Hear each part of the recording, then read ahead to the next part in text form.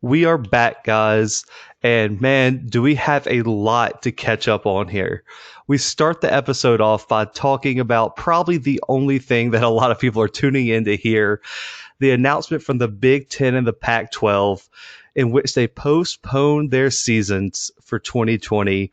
And then we're going to move on to discuss a topic that stems from that, and that is if the 2020 national championship is going to be diminished due to so many teams not playing this year. We're then going to move on. This segment might be jinxed, but we're going to try and break down the 2020 Big 12 schedule that they just released. And of course, we're going to wrap it up with another recruiting update. And we stay in the SEC today, and we're going to analyze the South Carolina Gamecocks recruiting class so far. We have a full, opinionated, hot takes filled show, guys. So let's kick it off. We knew it was coming, especially after, Maction was announced that it was going to be postponed or canceled. Rip. But the Big 10 and Pac-12 announced they are postponing their 2020 football season until hopefully the spring of 2021, which has, I think, brought college football into absolute chaos, just like the rest of the world. It was only a matter of time. But the Big 10 and Pac-12 cited their medical advisors and a recent spike in COVID cases as some of the reasons for this announcement. The biggest dominoes seem to be the new heart condition that is linked to COVID, and the Big Ten has already had 5 players test positive for this.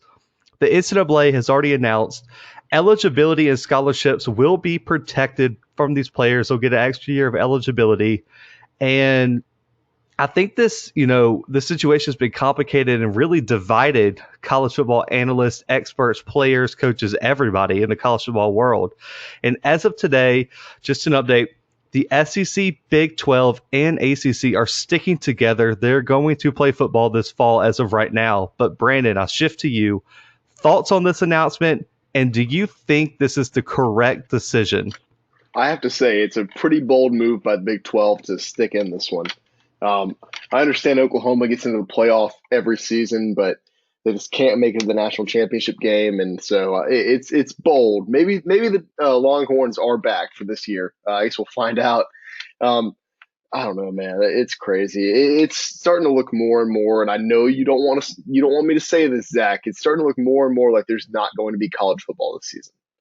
I understand that the SEC, I don't know, man. the Big 12, and the ACC are like, you know what, we're still playing, but I mean, think about it. Your second question. I'm sorry. Well, I guess we'll take that on next segment.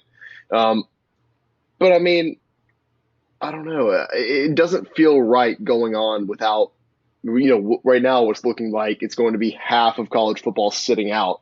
I think the conferences and the schools that are sitting out are kind of making a stand, and it's kind of hard to fight against that, especially when there's health experts that are like, hey, don't do it.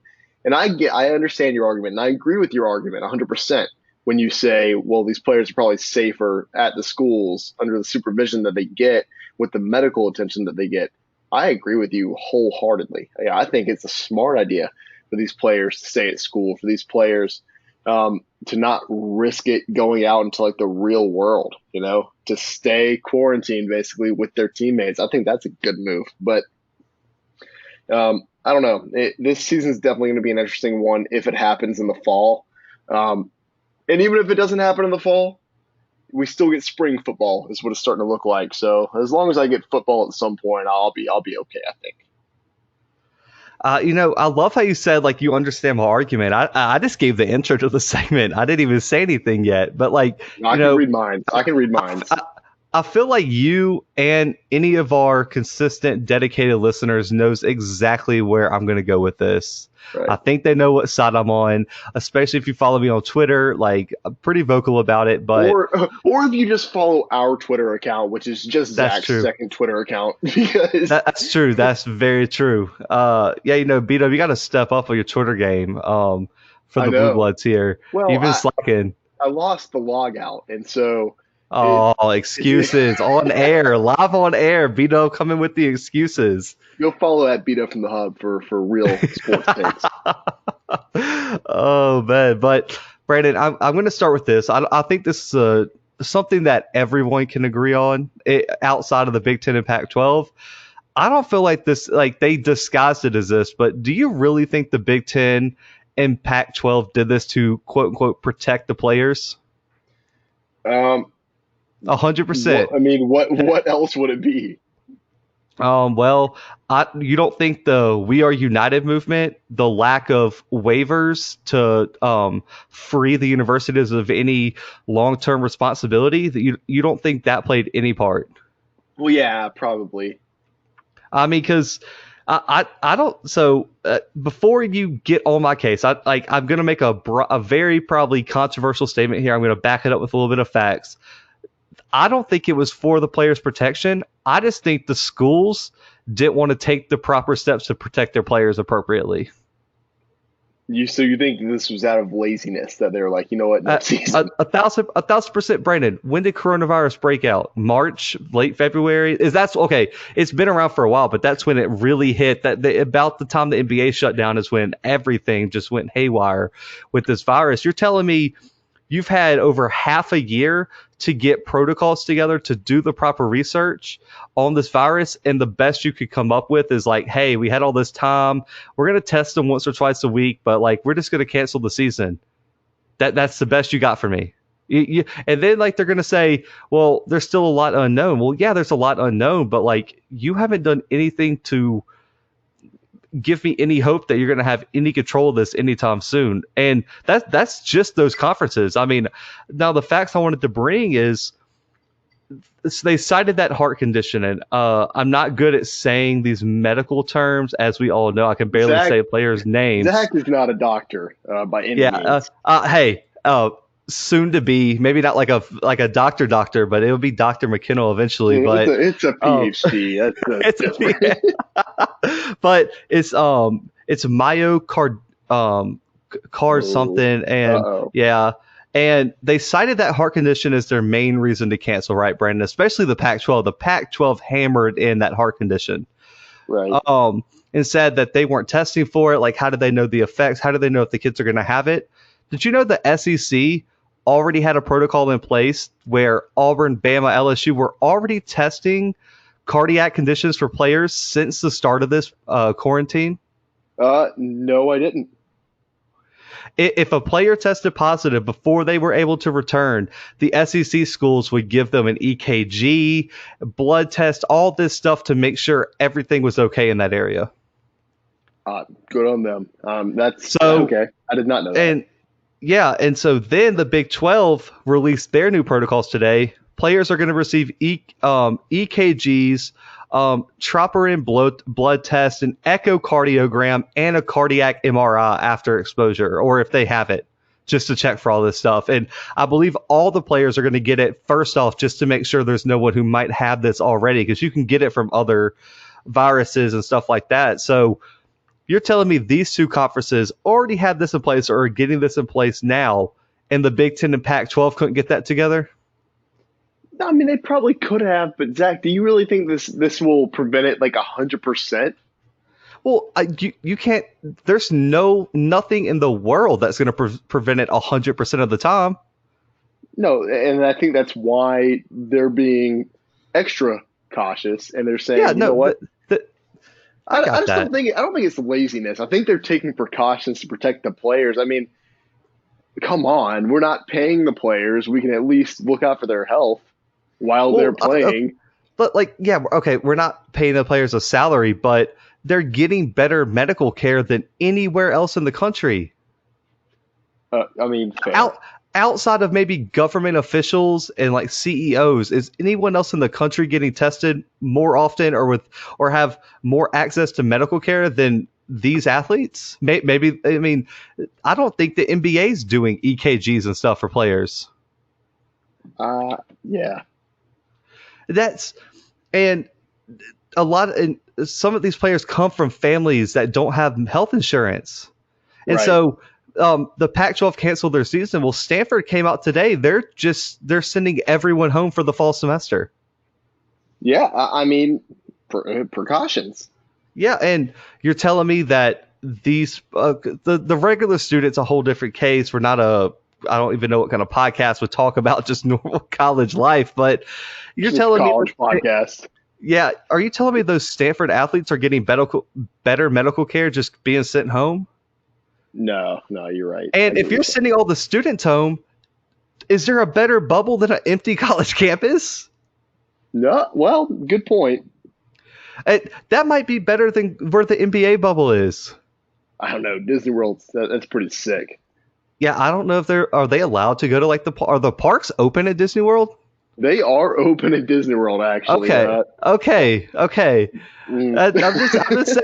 just saying. I just wanted to ask that. But, okay, my question is this, Brandon. If the SEC, ACC, and Big 12 could do this, complete their season successfully, right? They get all the way to the end. They have they get all the way to the end of the season. Everything's okay. Isn't that an absolute indictment on the Big 10 and Pac-12? Yeah, I mean, absolutely. You know, if they can get to the end of the season and then we go down the road, 20, 30, 40 years and we see that these players don't have any heart conditions from this, then yeah, sure. Well, okay. That's a broad thing. I mean, you can get heart conditions from a lot of stuff, but they're taking the precautions. I mean, the thing I don't get is everyone's like, well, you have to do this, this, and this. I mean, it's like, what else do you want them to do? They have them in a bubble. They're testing for literally everything. They give them the SEC and Big 12 are testing players 3 times a week now.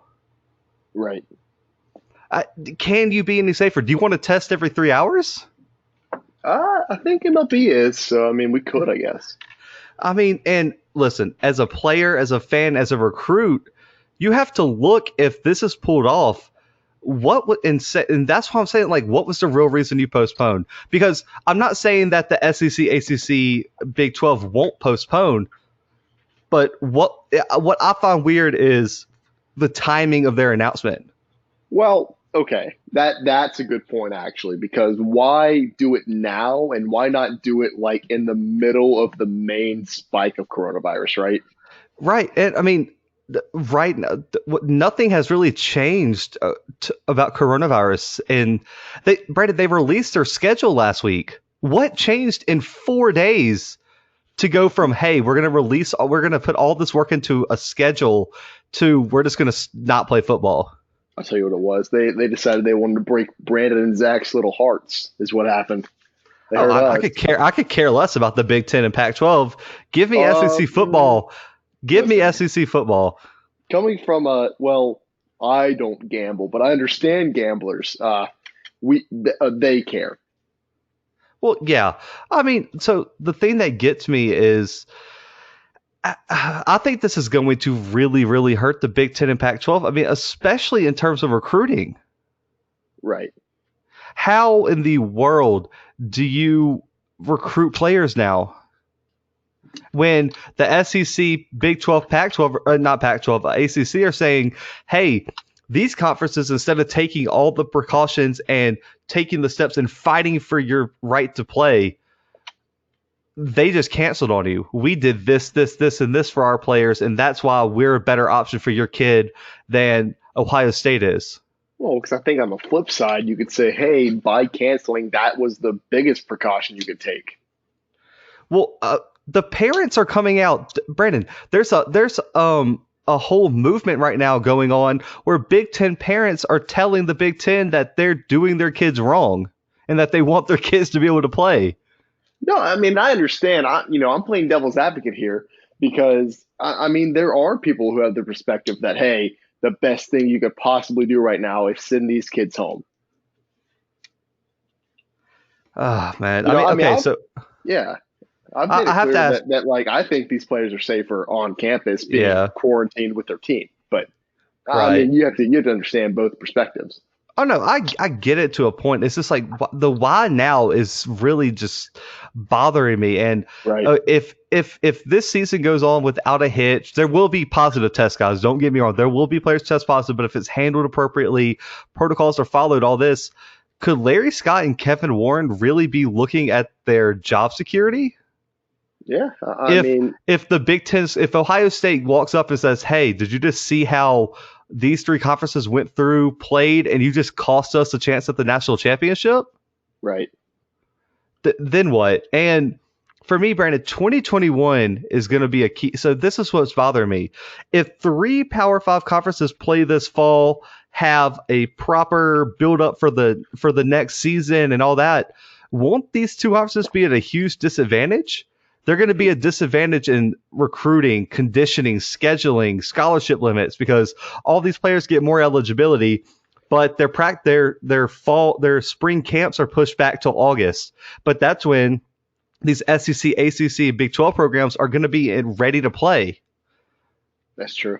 That's a huge, huge disadvantage, right? I mean, and another thing, I know the worry is right now that NFL prospects are already not going to play in the spring because of the NFL draft, because I don't see that being moved. But the college football playoff, this goes into our next segment, is saying they're going to announce a national champion for this fall. Is anyone going to want to play in the spring for nothing? Well, you'd have to assume there would probably be, because, and I guess we're kind of transitioning to the next segment in a way. You'd have to think that there would be two national champions, right? Well, are you taking the national championship from just the Big 10 and Pac-12, or are you going to crown the real national champion who played ACC, Big 12, SEC, and the best group of five, the AAC? Which holds more weight? I mean, I understand that the team or the conferences that are still, set on playing in the fall is obviously the better choice there. But there's going to be an asterisk next to both of them. Well, I think you're going to have a UCF thing because we know who the real best team in college football is going to be, and it's going to be whoever wins the fall championship. But before, I don't know, man. So right before we move on, we're going to talk about that in a second. But do you think players should transfer? Yeah, yes. For my enjoyment, absolutely.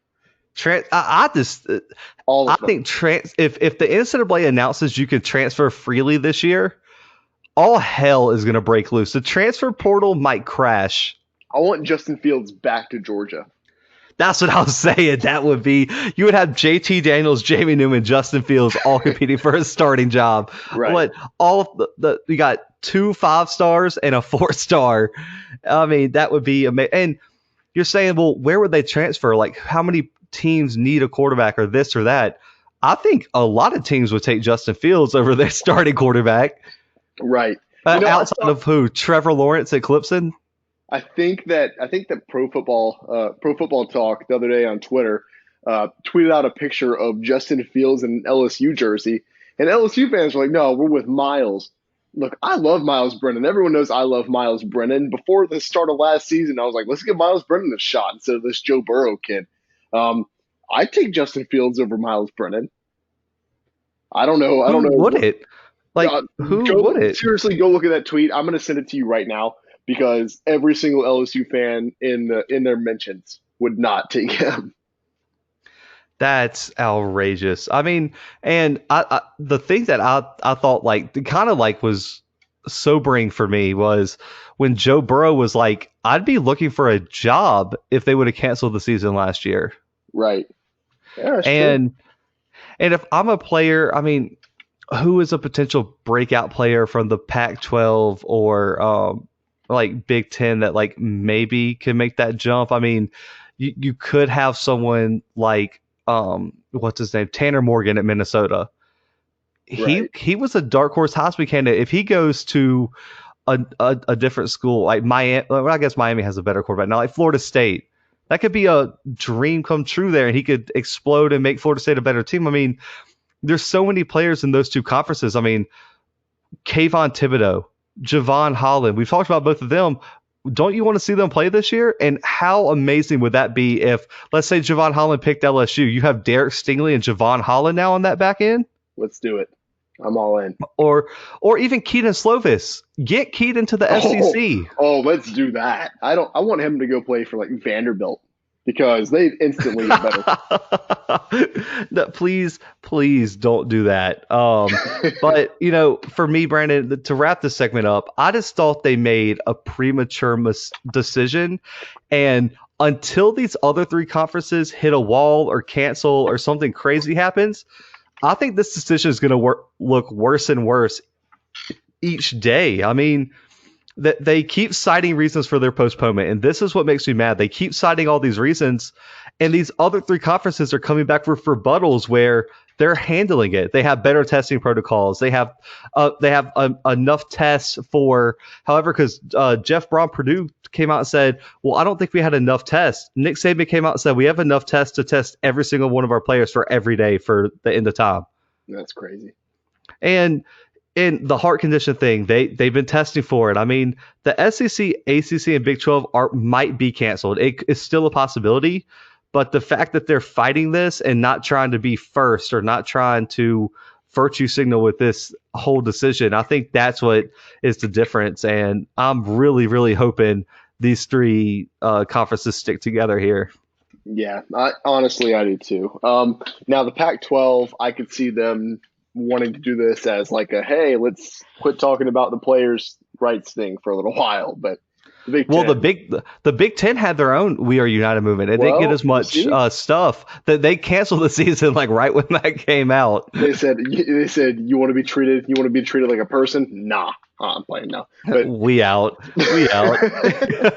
But oh man, so we're gonna go ahead and move on here, guys. And as we talked about, those conferences postponed. We kind of highlighted the segment a little bit earlier, but some experts have suggested that this next year's college football national championship, whoever wins that is going to have a huge asterisk next to their name in the record book due to how many teams are sitting out. Well, leave it to your boy Dabo Swinney to not echo this sentiment because he knows what he has on that Clemson team.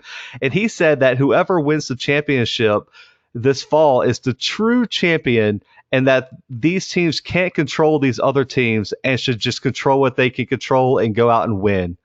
You have teams such as Oregon, Ohio State, Michigan, Penn State, USC that all will not play this fall that were expected to have shots at making the playoff. Well, I don't know about this, Brandon. Would you put an asterisk next to the national champion? And what do you make of Dabo's take here? I think that you have to put an asterisk next to it. If these other conferences are, if they're opting to play in the spring, if they get that schedule established and they actually play within this calendar year, I think you have to put an asterisk by it. But I mean, if the question came down to, hey, who would you, if you had to crown a national champion between the teams that are playing in the fall and the ones playing in the spring, who would you choose? Well, I'm choosing the fall all day. I think when it comes down to it, realistically, what will happen is that both seasons will probably be played. And then there's going to be a champion in each one. Crown both of them. What I would like to see them both play. I know that won't happen, but it could be a lot of fun, a lot of money to be made. But no, I mean, there's going to be an asterisk next to both of them at the end of the day. I think that the fall, obviously the fall team is the more deserving of the two, though. I could not disagree with you more, my guy. So you think? Okay, well, hang on. I got you. I do not think the champion should have an asterisk by it, and if they do, it should be due to the increased difficulty of winning this year's national championship. See, so what Zach's doing, Zach took an argument from the NBA season this year because they had a shortened season, and he's going to reflect it here. Listen, there's going to be some teams missing, right? Okay. And on average, Brandon, did everyone's schedule get easier or more difficult? Probably more difficult, yeah. Yeah, because guess what? There ain't no more D2 teams, D3 teams, horrible D1 non-group of 5 teams on their schedule. Well, they're replaced by conference teams that can compete.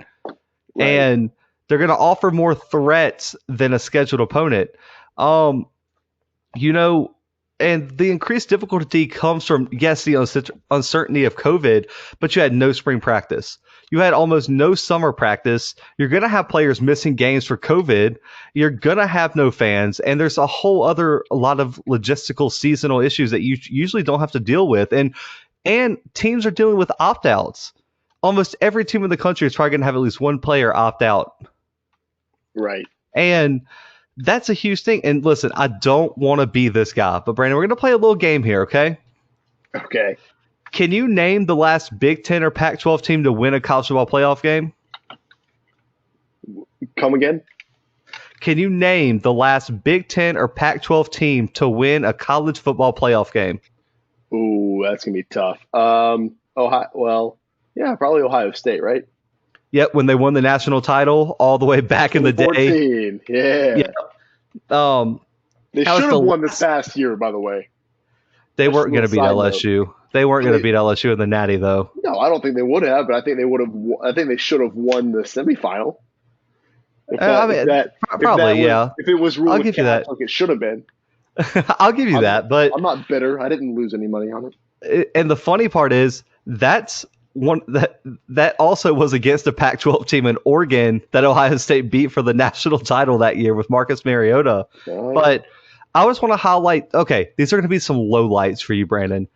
And so the year after this, they Michigan State made the playoffs for the Big Ten. No Pac-12 team made it. They lost to Bama 38-0. Yikes. The next year, we had a Pac-12 and Big Ten team. Washington lost to Bama 24-7. Ohio State lost to Clemson 31-0. Uh-oh, that's not good. 2018 and 19, neither conference had a team make the playoffs either year. Okay. And last year, you already highlighted Ohio State loses to Clemson in the semifinal game. Regardless of whether it should or should not have happened, they lost that game. And, Brad, I want to ask you something. Okay. Outside of Ohio State and Oregon, which team lost their chance of the college football playoff this year? Maybe Penn State. Without Micah Parsons? Well, no. I mean, if Micah Parsons would have played, without COVID, he probably would have played.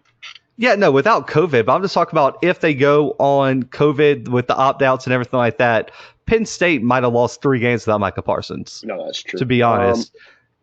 No one. Maybe USC if Keaton Slovis doesn't get sacked 100 times because no one on their O-line's very good. And if he can find another receiver besides Michael Pittman. Yeah, right. And if they could find a run game that didn't average 2 yards per carry the entire year. If all of those things happen, then yeah. But, let's be honest here. I mean, 2 true contenders are missing. But, Brandon, did either of these teams play any significant out-of-conference games this year? That's really going to change the college football playoff. No, I don't think so. Yeah, you want to know the game that got canceled? Ohio State, Oregon. Between the 2 contenders of both these conferences, that's the only game that really mattered that got canceled. Yeah, okay, I see what you're saying. What was USC going to go to Texas and beat Alabama? I would like to think so, but probably not. Probably not, right? So that one, you might have an argument. Michigan, Washington, they're both in those conferences. Doesn't matter. But is anyone from the Big 12, ACC, or SEC really missing a key out-of-conference opponent because of these 2 conferences canceling? No, I don't think so. So you're saying the only way these conferences could have affected the college football playoff race is if they made the college football playoff, and we've seen them consistently not do it because they haven't made it 2 out of the last 3 years, and when they make it, they have a history of getting murdered in the first round. Fair, yeah. So, and I got to ask you, so you said we're putting an asterisk, right? So we've already said those conferences usually don't play a big factor down the road. Are we going to discount a Clemson team if they win the national title with wins over Notre Dame, Miami, UNC, the SEC conference champion, and the Big 12 conference champion? No, I don't think you can. Are you going to discount Alabama with wins over Auburn, LSU, Florida, Georgia, Clemson, and maybe Oklahoma? No. Not even in the slightest. I mean, that's absolutely ignorant to say you're going to put an asterisk next to any team that wins this. I mean, the conferences who have dominated the past few years are going to be represented. Clemson, Alabama, Georgia, Notre Dame, Oklahoma, Texas, maybe Florida, we're all going to be probably top 10 teams anyway. And they're still involved. So out of the top 10 after opt-outs, Ohio State's the only team missing. Right. Ohio State and Oregon. And everyone else was like, oh, they maybe could make a run.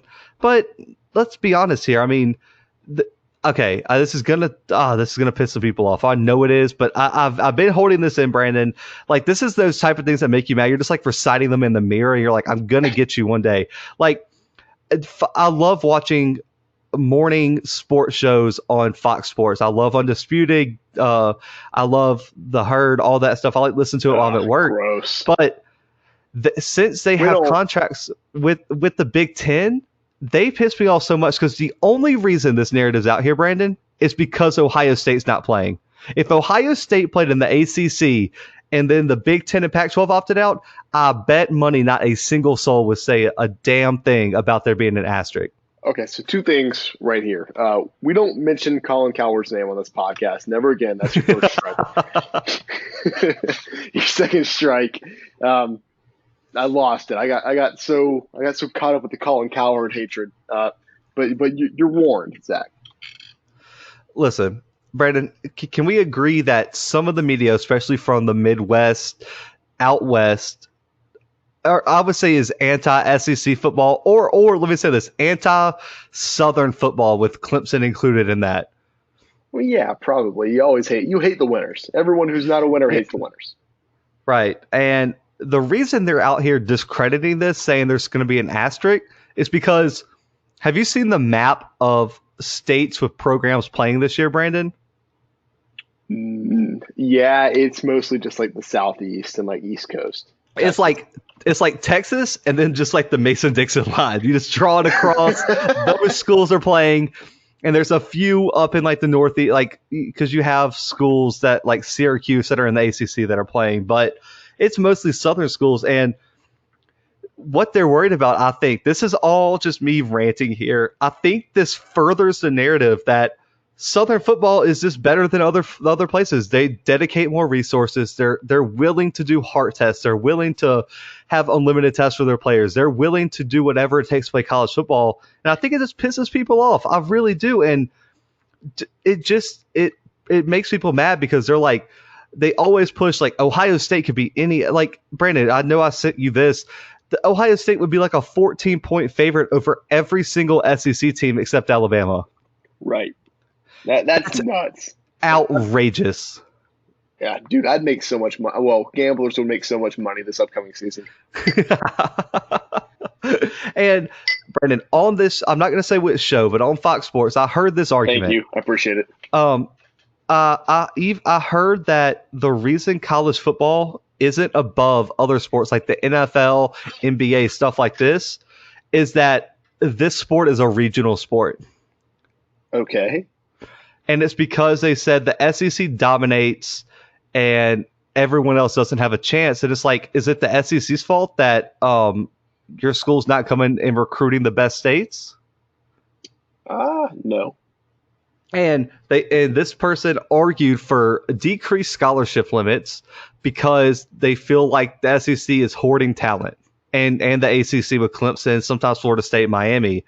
And I really think they're scared because, Brandon, I want to give me a percentage. What are the odds the SEC has two teams in the playoffs? Since there's only 3 Power 5 conferences even competing. Oh, that's like 80%. 80%? How confident are you that the two best SEC teams in the playoff can get to the national championship again? 75%. Depending on who it is, right? And how the matchups line up. Right. Do you think the media wants the second all SEC college football playoff national championship? They got the playoff in the first place to prevent Alabama LSU happening. And in like the third year of the playoff, Alabama and Georgia both make the national championship.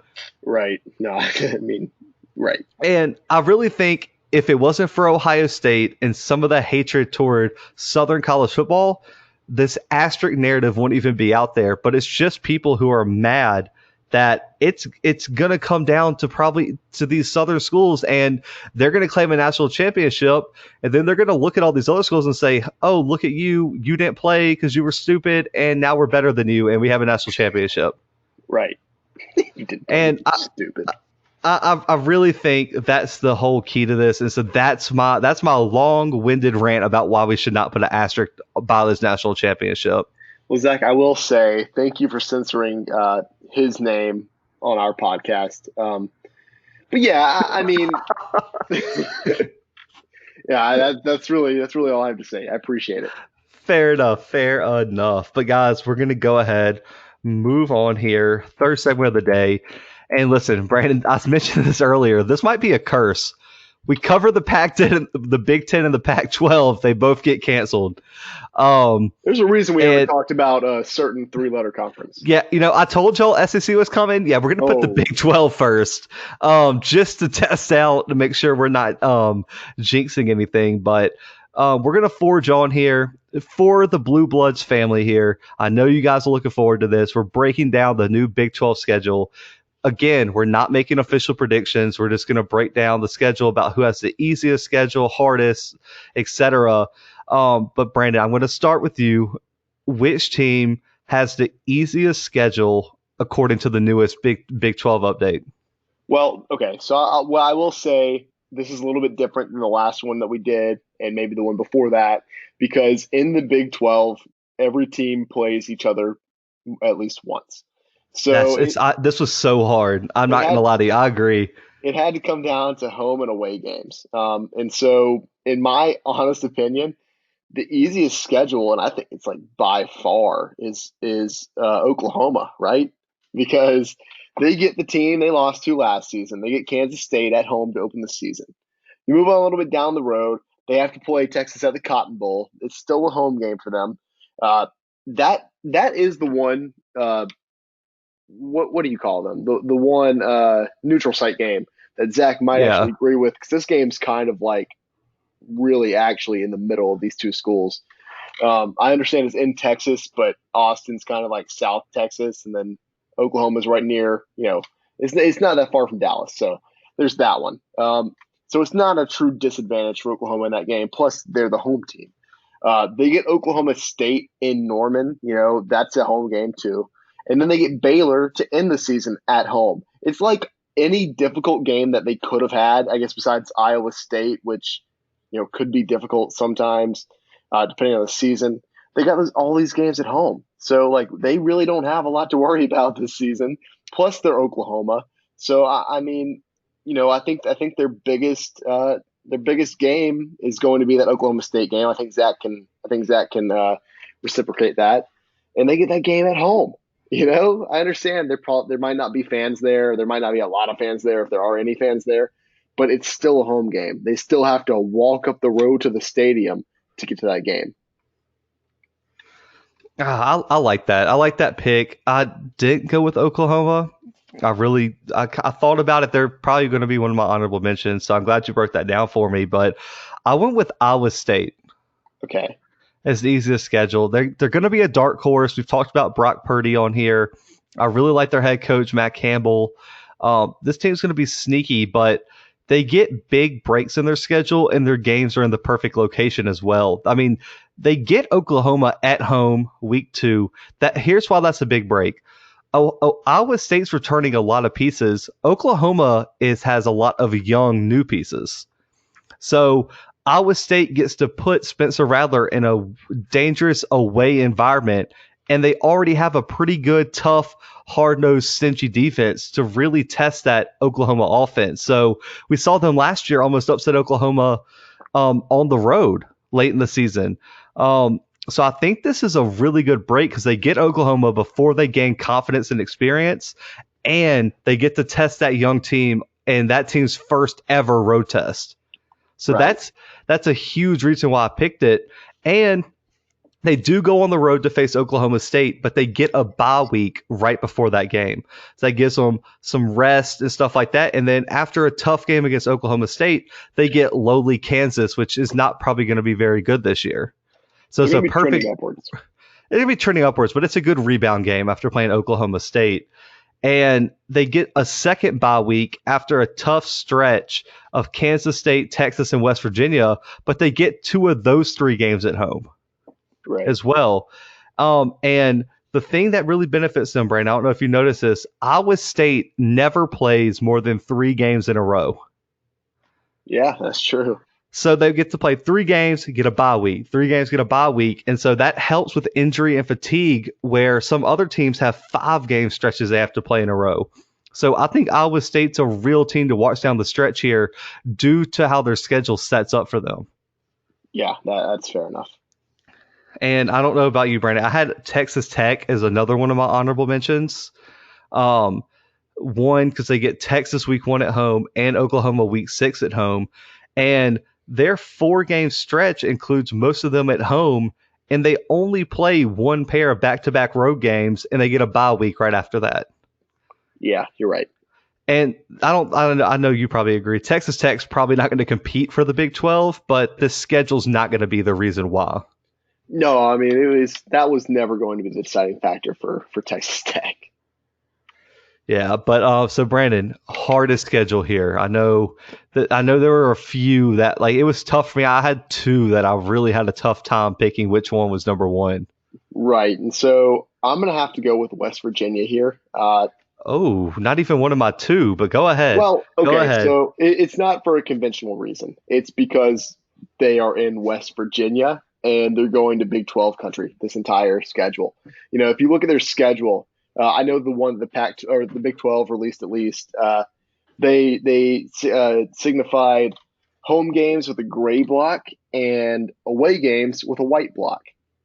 Well, West Virginia is completely checkered. It's home away, home away, home away. And I guess, the white are bye weeks. So after every single, before their bye week and after both of their bye weeks, they have home games, which is nice. But that doesn't change the fact that they're having to travel from West Virginia to Texas or to Oklahoma, once every 2 or 1 or 2 weeks. That's not easy on these players. And I think that puts them at a real disadvantage. I understand these other schools are traveling as well, but they're not usually having to take a plane to go play the teams that they're going to. I think another reason I had them here is because they opened the season with Oklahoma State. And if you've been listening to this podcast for a little while, you know that Zach and I are both really high. Zach is extremely high on Oklahoma State for this upcoming season. But they opened the season up with Oklahoma State in Stillwater. So I don't know. I think that's going to kind of set the tone for their season. And I know that West Virginia has kind of been struggling a little bit over the past few seasons. They lost Dana Holgerson to the Houston job. And so now they aren't I don't think they're a contender in the Big 12 this season. I think I would venture to say that a lot of the time they usually are, but not this season. They do get a break on a few of their home games. They get Baylor in West Virginia, they get Oklahoma in West Virginia. But then they have to travel, almost every other week to go play in Texas or go to play in Oklahoma or go to play in Iowa. Right. I like that. I mean, because a lot of people forget how how that travel affects. So I really, really like that pick there. That's something I've really did overlook and didn't even really consider there. So I was on a conventional pick. You weren't lying, but I like it. I like the way you explained that. I went with the Kansas Jayhawks as the hardest schedule. They did my boy Les Miles wrong here. They did. Downright dirty. They open up with a tough away game against Baylor, and then they have to play Oklahoma State right after. So their 2 games are against Baylor, Oklahoma State to open the season, and they're one of the teams that had a horrible bye week in week 3. Right. Well, you don't need a bye week 3. It's useless. And then they start a 4-game stretch where 3 of them are on the road, and it includes Oklahoma, Iowa State, and Kansas State. Right. And they have West Virginia, who you just broke down, could be a sleeper that travels weird. And then they get to end their schedule with 3 Texas teams, including Texas, who probably will be fighting for a spot in the Big 12 championship. And for me, I don't think Kansas gets very many lucky breaks here. And I think Les Miles could be in for a really, really long season in Lawrence. Yeah, and especially after, not that his last season was super, super impressive, as far as his resume goes. He won 3 games, but he won 3 games with Kansas. So that's really good for that job. I don't know if he wins any more than 3 games this season, though, just looking at the schedule. Yeah, I agree. And my honorable mention, the Baylor Bears, poor Dave Aranda, man. He gets one of the few 5-game stretches in this conference. And That includes back-to-back games with Texas and Oklahoma State. Yeah, that's tough. And in that 5-game stretch, 3 of them are on the road. That's right. The reason I didn't put them number 1, Brandon, they get Kansas and West Virginia in their first 2 games, so they could have a 2-0 start. Then they get that weird week 3 bye week again, but their last 2 games are against Kansas State and Oklahoma. That's what they get to end off with. And Kansas State's a rebuilding sleeper team, and Oklahoma will most likely be clinching the Big 12 around then. Right. So I think Baylor's going to have some growing pains, but I think Aranda's going to see how his team matures and how quickly they mature based on this schedule here. Yeah, I agree. But, I'm interested to see how this works, man. I like the conference-only stuff, but I'm real interested to see how it works with the Big 12. And they have those built-in bye weeks, so I like that. But we're going to go ahead, guys. We're going to move on here. Last segment of the day, and you already know what's coming up. It's the recruiting segment. Check out all our recent episodes to catch updates from all around the country. Find your favorite team. Check it out. We're going to stick in the SEC here. We're going to analyze South Carolina's 2021 class. They're trying to follow up a top 20 class from last season, and head coach Will Muschamp is looking to get himself off the hot seat and up there in South Carolina. I mean, this class is headlined with 5 top 600 recruits, and the Gamecocks still have over 8 spots available in this class. Brandon, your take on this class, and can Muschamp maybe save his job up there? I'm going to go with a strong meh for what my thoughts on this class are. And I'm going to go with an even stronger meh for Will Muschamp keep his job following this season. I don't know, man. Looking through their recruits, I didn't see anything that just stuck out to me. They've got those 2 4-star recruits, which those are always nice to have. But other than that, I mean, they have 16 commits. And the rest that are not 4 stars, they're all 3-star. And I'm not saying that, hey, being a 3-star recruit's a bad thing. I'm not saying it's bad to stack up with 3-star recruits. But what I'm saying is that you're South Carolina. If this was 6-7 years ago, you're a real contender in the SEC.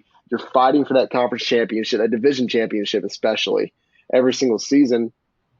And you're getting recruits, out of everywhere. And now what is it? They're recruiting Georgia like crazy, which is nice because Georgia's very talent rich. They have 3 recruits out of South Carolina. And they're really just working the Southeast. You have to have a national span if you're going to go anywhere. It's like I said, it's always nice to have Georgia under your belt. It's nice to have Florida, but they only have 1 recruit out of there. I don't know, man. To me, South Carolina really has to step this up if Will Muschamp has any chance of keeping his job for, in the next 2 seasons, because I'm just not impressed. And usually I have, I'll come back with, well, there's still a lot of time. There's still a lot of commits that they could get. I believe this past season they only had 21. I'm not, don't write that down. Don't quote me on it. They're at 16 already. I don't know how many more commits they're really going to get. And who's to say that some of the commits that they have right now don't flip? I mean, that they have commits who've committed, like every other school has. I take it back. They do not have any that have committed over a year ago. All of their commits are from 2020. So I guess good on South Carolina. I don't know. I don't really see this turning around. Last year they finished 19th overall. Right now they're 36, and I don't really see them going too much further up this list.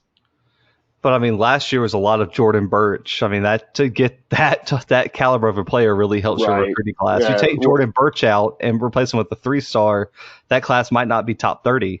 Right. So, listen, my biggest thing, I agree with you. This is a recruiting class for me. South Carolina, I know the state is not loaded with talent when compared to states like Georgia and Florida, but where's the production for this team? Right, they have 2 commits from the state, and it's number 6 and number 9 in the state.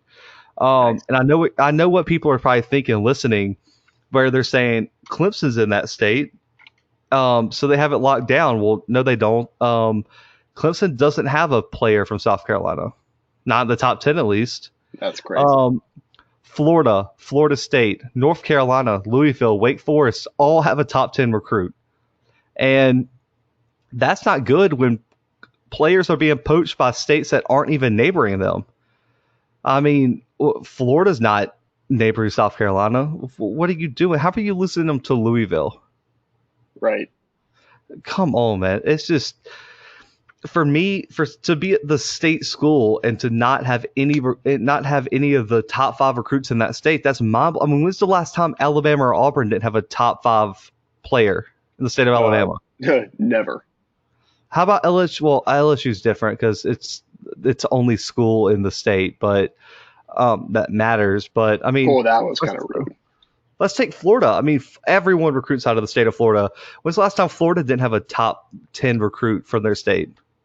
Yeah, I mean, your point. It's been a very valid. minute, but I think Muschamp has shown the ability to steal some 5-star guys at times, but his time's running out for me. I mean, he needs to turn this potential, because a lot of these guys are potential players. They're not made 5 stars. They're just like, hey, I can see them maybe doing this or maybe doing that. He's got to turn that into wins ASAP, because Brandon, losses to Appalachian State at home aren't going to cut it for Muschamp here. No, they don't bode too well. I will remind people that Appalachian State finished in the top 20 this past season, though. Oh no, they were really, really good. And by the way, I don't want to brag. Your boy picked that game. Well, as well. Pretty sick, Zach. I mean, I'm sorry, Brandon. I'm sorry, man. I mean, you won pick 6 this year, so I did. You know, by like 2 or 3 games, but it's fine. I don't want to talk about it, but you know, let's look at some of these recruits. I mean, their top recruit in the class so far is Cornelius Tatum, 337th overall recruit, 24th ranked linebacker, outside linebacker out of Jonesboro, Georgia. And listen, I know I started this segment a bit hard on the Gamecocks, but this gets a huge bright spot for this team for me.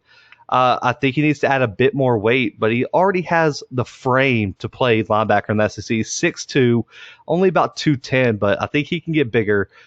And, you know, I think more weight will make him even more of a threat off the edge, where he can play more of a stand-up buck position in pass rushing situations. And his speed, Brandon, is why I fell in love with this kid. I mean, it's going to make him a serious threat in blitzes, pass coverages. He recorded a 4.6 40. That's really, really good for a linebacker. And some scouts even say he maybe can move to safety depending on the scheme that South Carolina wants to run with him. And dominated the Georgia high school circuit last year. And his film, please go watch it, guys. He had 90 tackles, 31 tackles for loss, and 14 sacks as a linebacker. And this is all as a junior, and I think his senior year has even more potential than that if they play. And I think Tatum could be a 3 to 4 year starter, give them an elite option in the second level of this defense. And it allows the defensive coordinator like Muschamp that likes to disguise, move players around. It allows Muschamp to be more versatile with his scheme because Tatum can play just about anywhere on this defense. Yeah, I have to agree with you there. I mean, this kid has a lot of talent. But I'm going to go ahead and move on real quick to something that I like to do every single episode. I guess we both do it. I picked my underrated prospect for this segment, and I'm not going to choose a cop-out player like Zach does, like he tends to do quite often. I'm going to go with the truly underrated player. The number 868 ranked player in the country, according to the composite rankings, Caleb McDowell out of Leesburg, Georgia. McDowell's a running back, or he was a running back in high school. He played his entire sophomore season, and his junior season, I believe he was hurt for a majority of, so he didn't get a lot of playing time. But in the film that he does have, this kid's so fast. I mean, he's a running back, so I guess speed isn't like the first thing that you're looking for. But, I mean, he is just outrunning every single member of the defense in almost every single clip I see. And really, him as a running back isn't why I picked him as my underrated recruit. I picked him because I saw a lot of film of him returning kicks and punts. And at his size, you know, right now he's 5'10", 175. It's a little bit undersized for a running back. You know, you want to see you want to see a little bit more weight put onto him, which won't be a problem once he gets to college. I think that this kid can put a lot more weight on once he gets to South Carolina. And who knows when the last time he weighed in was? He could have already put this weight on. But just watching him as a kick and punt returner, I mean, he truly has what it has. He truly has what he needs. I mean, he finds holes, he goes straight for them, and I mean, I saw several punt returns and kick returns for touchdowns just in the film that we get from his sophomore season. So I'm thoroughly impressed with this kid, and that's why he's my underrated prospect. Hey, I like that pick. He was one I looked at. I didn't cop out this time, man. My underrated prospect is from South Carolina. He's the 803rd ranked player, so a little bit higher than yours, not much. The 118th wide receiver in the country out of Rock Hill, South Carolina, and that's Omega Blake. He's a 6'2", 188 all around stud at wide receiver, and I think he's the perfect replacement for Brian Edwards, who left for the NFL last year out of South Carolina. He doesn't have a confirmed 40 time, but based on his film, I think he could run a 4.5, high 5, a high 4.4 maybe. But I think he's going to have a really, really good. He has elite speed on the field now. That's what really matters. I think he possesses a great ability to run clean, crisp routes, and that's what allows him to take advantage of DBs in his division right now in high school. And you don't see a lot of wide receivers possess the route discipline that he does, but I really like what he brings. Last season he had 50 catches, Brandon, over 1,000 yards and 14 touchdowns, which made him rank one of the highest wide receivers in his state. And I really, really like Blake here. I think he brings another dimension to a South Carolina offense, which I think you agree has been pedestrian at best recently. Right. I mean, that's really been holding them back, but they seem to have found a quarterback in Ryan Helinski that's going to be the future for the Gamecocks, and I think Blake's going to be a huge go-to target when he gets on campus. I think he possesses the perfect combination of speed, footwork, and ball skills. And for me, I really see Blake getting some early playing time at South Carolina. I think he's too fast for linebackers. He has just enough speed to get behind safeties, and I think his size matches him up well with any DB he faces. So for me, I think Blake is a real key for if Muschamp can keep his job, and can he get this offense rolling like we used to see it back in the day when South Carolina was really competing for the SEC. Right, right.